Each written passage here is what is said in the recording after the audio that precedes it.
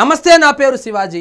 Welcome to our channel. మన న్యాయ వ్యవస్థ ఏ విధంగా ఉంటుందంటే డబ్బున్నోడికి ఒక విధంగా, ముఖ్యంగా రాజకీయ నాయకులకు ఒక విధంగా, సాధారణ జనాలకు ఒక విధంగా ఉంటుంది అనే దానికి ప్రత్యక్ష సాక్ష్యమే అంబటి రాంబాబు. అంబటి రాంబాబు ఇప్పుడు జైల్లో రాజభోగాలు అనుభవిస్తున్నాడంట. అదేదో రాజభోగాలు కల్పించింది కూటమి ప్రభుత్వం కాదు. కూటమి ప్రభుత్వం ఆయన్ని సాధారణ ఖైదీలు ఉండేటువంటి జైల్లోనే పెడితే ఈయన న్యాయ వ్యవస్థను అప్రోచ్ అయ్యి ఈయన కావలసినటువంటి అన్నీ తెచ్చుకున్నాడయ్యా. ఏమేమి కావాలని అన్నీ తెచ్చుకున్నాడు. ఆ లిస్ట్ ఒకటి ఉంది, చూద్దాం రండి ఏమేమి ఉన్నాయంటే ఆయనకి. ఇప్పుడు నాకు తెలిసి ఇన్ని సౌకర్యాలు కల్పిస్తే ఇంక అంబటి రాంబాబు నెక్స్ట్ ఎలక్షన్ వరకు ఆడే ఉండిపోవచ్చు. అన్ని సౌకర్యాలు, వాళ్ళ ఇంట్లో ఉండే సౌకర్యాలు అన్నీ ఉన్నాయి. ఒక పర్సనల్ వ్యవహారం తప్పితే మిగతా అన్నీ ఉన్నాయి. మళ్ళీ మాజీ మంత్రి అంబటి రాంబాబుకు రూల్స్ ప్రకారం ఇక్కడ ఆయనకి ఎవరు ఫేవర్ చేయడం లేదు. మళ్ళీ కూటమి కార్యకర్తలు వచ్చి ఆయన్ని ఈ విధంగా ట్రీట్ చేస్తూ ఉన్నారు అనద్దండి. న్యాయం ప్రకారము, రూల్స్ ప్రకారం. ఎందుకంటే అతను మాజీ మంత్రిగా పనిచేశాడు, మన కర్మగాలి కాబట్టి, మాజీ ఎమ్మెల్యే కాబట్టి ఆయనకి రూల్స్ ప్రకారం జైల్లో ప్రత్యేక సదుపాయాలు కల్పించారు. అది ఆదేశించారు. ఎవరు ఆదేశించారంటే గుంటూరు కోర్టుకు వాళ్ళు రిక్వెస్ట్ చేస్తే కోర్టు ఆదేశించింది. రాజమండ్రి సెంట్రల్ జైల్లో అంటే ఇప్పుడు సెక్యూరిటీ కూడా హై క్లాస్ సెక్యూరిటీ. ఇప్పుడు చంద్రబాబు నాయుడు గారికి, పవన్ కళ్యాణ్ గారి కన్నా ఎక్కువ సెక్యూరిటీ ఎవరికన్నా ఉంది ఆంధ్రప్రదేశ్లో అంటే అది మన అంబటి రాంబాబుకే. చుట్టూ గోడలు, అంటే ఎవరు కనీసము ఒక పురుగు కూడా లోపలకు పోకుండా చాలా బందోబస్తు మధ్య ఇన్ని సౌకర్యాలతో ఉన్నాడంట. అంటే రాజమండ్రి సెంట్రల్ జైల్లో తనకు ప్రత్యేక సదుపాయాలు కల్పించాలంటూ అంబటి రాంబాబు దాఖలు చేసిన పిటిషన్పై విచారణ చేశారు. అయ్యా, నేను ఈ సాధారణ ఖైదీలాగా ఉండలేకపోతున్నాను, నాకు ప్రత్యేకమైనటువంటి అనుమతి కావాలా, నేను ఇంట్లో నుంచి భోజనం తెచ్చుకోవాలా, నేను ఇట్లాంటివన్నీ తినను, అసలే మా ఆయన నన్ను కాపు టైగర్ అనేసాడు, టైగర్ ఈ వెజ్ గిజ్జి తినదు, నాకు నాన్ వెజ్ కావాలని చెప్పి ఏమేమి అడిగాడు చూడండి.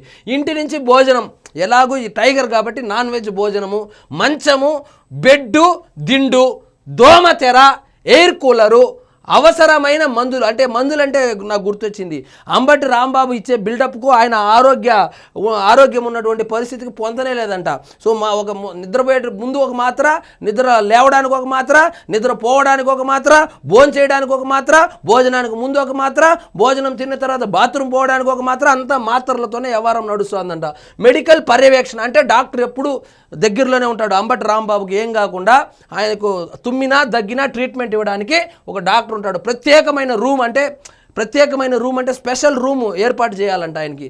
సో పిటిషన్లో పేర్కొన్న అంబటి రాంబాబు, అంబటి మాజీ మంత్రి కాబట్టి అతనికి ప్రత్యేక సదుపాయాలు కల్పించాలని అధికారులను ఆదేశించిన కోర్టు. మన న్యాయ వ్యవస్థ ఎట్లుంటుందంటే ఒక ముఖ్యమంత్రిని లకారంతో తిట్టినటువంటి వ్యక్తి రిమాండ్లో ఉంటే ఆయనకు ఇన్ని సౌకర్యాలు కల్పిస్తే ఏం చేస్తాడు, మళ్ళా బయటకు వస్తాడు, మళ్ళా లకారంతో తిడతాడు.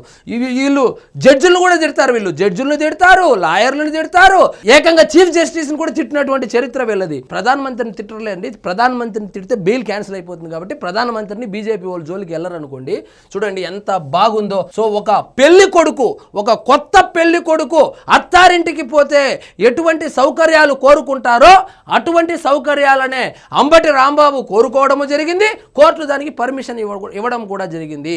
సో ఇన్ని సౌకర్యాలు హ్యాపీగా వేడిగా ఇంటి నుంచి భోజనం రాబోతుంది, మంచం మీద కాలేసుకొని బెడ్ మీద పడుకొని, దిండు వెనకాల పెట్టుకొని, దోమ తరేసుకొని, ఎయిర్ కూలర్ కింద పడుకోబోతున్నాడు. ఇన్ని సౌకర్యాలు ఇస్తే ఇంకా జైల్లోనే ఉండిపోతాడు. ఇంకా బయట ఇంట్లో కూడా ఇంతకు మించిన సౌకర్యాలు ఏముంది? ఇంట్లో ఉంటే ఈ కార్యకర్తలు వస్తారు, అక్కడి నుంచి స్క్రిప్ట్ వస్తుంది, ఎక్కడి నుంచి మన సజ్జల నుంచి స్క్రిప్ట్ వస్తుంది, వాళ్ళు స్క్రిప్ట్ పంపించినప్పుడంతా ప్రెస్ మీట్ పెట్టాలా, ఎండల్లో తిరగాల.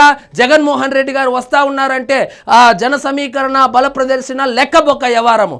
అదే జైల్లో కనుక ఉంటే చూడండి, ఒక పెళ్లి కొడుకు, ఒక నూతన పెళ్లి కొడుక్కి అత్తారింట్లో జరిగినటువంటి ట్రీట్మెంట్ ఏ విధంగా ఉంటుందో ఆ విధంగా జరుగుతుంది. కాబట్టి ఇలాంటి ట్రీట్మెంట్ ఇస్తే ప్రతి ఒక్కరు మళ్ళా తిడతారు. ప్రతి ఒక్కరు అంబటి రాంబాబు కూడా మళ్ళీ బయటకు రాగానే మళ్ళీ నోటికి పని చెప్తారు.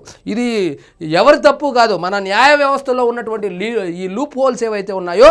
సో మన దేశంలో, మన భారతదేశంలో న్యాయ వ్యవస్థలో ఉన్నటువంటి లూప్ హోల్స్ అన్నీ సుప్రీంకోర్టు జడ్జిల కన్నా బాగా తెలిసినటువంటి వ్యక్తులు వ్యక్తులు ఎవరైనా ఉన్నారంటే అది మన వైఎస్ఆర్సీపీ వాళ్ళే. సో దాన్ని బాగా వాడుకుంటున్నారు. సో అంబటి రాంబాబుకి అయితే ఇన్ని సౌకర్యాలు ఉన్నాయంట. ఇన్ని సౌకర్యాలు ఉంటే ఇంక ఇంటికేం వస్తాడు. సో ఒకటి పర్సనల్ది మాత్రం లేదు, మిగతా అవన్నీ కల్పించాడు. సో ఇస్తానంటే అది కూడా అప్లై చేసేవాడు. అంబటి రాంబాబు ఏం తక్కువైనోడేం కాదు, అది ఇవ్వరు కాబట్టి అప్లై చేయలేదు. సో మొత్తానికి ఒక కొత్త పెళ్లి కొడుకు కొత్తగా పెళ్లి చేసుకుని అత్తారింటికి వెళ్తే ఏ విధంగా ఆ అల్లుడిని ట్రీట్ చేస్తారో, ముఖ్యంగా గోదావరి జిల్లాలో ఏ విధంగా ట్రీట్ చేస్తారో ఆ విధంగా సౌకర్యాలు అడిగాడు. కోర్టు వాళ్ళు ఇచ్చారు. మరి సౌకర్యాలు కూడా కల్పిస్తున్నారు. మరి చూద్దాం 14 రోజులు అయిపోయిన తర్వాత మళ్ళీ ఏమైనా కేసులు వేస్తారా? ఈయన మీద ఒకటి కాదు, హాఫ్ సెంచరీ దాటింది. ఇప్పుడు ఏందో 60 70 అంటూ ఉన్నారు. మళ్ళీ 3 4 పీటీ వారెంట్లు వేసినారు అంటున్నారు. ఏమవుతుందో ఎప్పుడు బయటకు వస్తాడో తెలియదు. మరి వాళ్ళ కూతురు అయితే రోజు ప్రెస్ మీట్ పెడుతోంది. మరి చూద్దాం ఏం జరుగుతుందో. సో ఇదండి ఈరోజు మన టాపిక్. మీకు ఈ వీడియో నచ్చినట్లయితే లైక్ చేయండి, షేర్ చేయండి, ఛానల్ మాత్రం సబ్స్క్రైబ్ చేసుకోవడం మర్చిపోవద్దు.